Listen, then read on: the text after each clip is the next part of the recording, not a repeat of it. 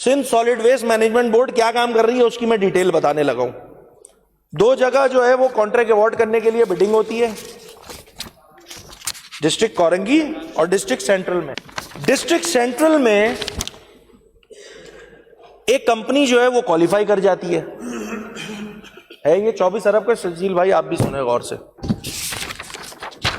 Bid हुई, company ने qualify किया, एक ने क्वालिफाई कर दिया, company name ABC।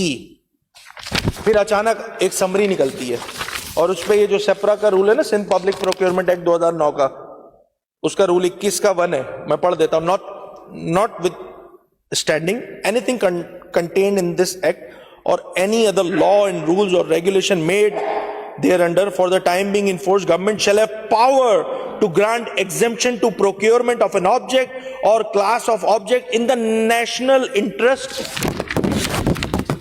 of the operation of this act or any other law or rules or regulation made। Reason क्या दिया है इन्होंने? इस नेशनल इंटरेस्ट, कौमी मफाद। अब बात क्या चल रही है? डिस्ट्रिक्ट सेंट्रल के कचरे के ठेके पे।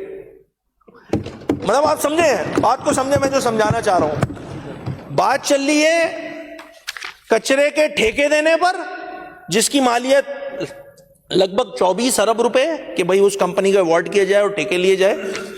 और शामिल और कौन से रूल कोट किए जा रहे हैं? नेशनल इंटरेस्ट के, कौमी मफाद के। पीपल्स पार्टी की सिंध हुकूमत को कराची डिस्ट्रिक्ट सेंट्रल का कचरा जो है वो नेशनल इंटरेस्ट नजर आता है। उस रूल को यूज करते हुए मैंने जैसे बताया था ना, कंपनी A, B और C ने पार्टिसिपेट किया था, A क्वालिफाई हो गई थी। कंपनी X को जो है रूल्स सस्पेंड करके डायरेक्ट कॉन्ट्रैक्ट जो है वो दे दिया गया। नाम नहीं ले रहा मैं कंपनी का, बुरी बात हो जाएगी फिर। यानी कि वो पार्टिसिपेट भी नहीं किया, उसने पार्टिसिपेट भी नहीं किया है।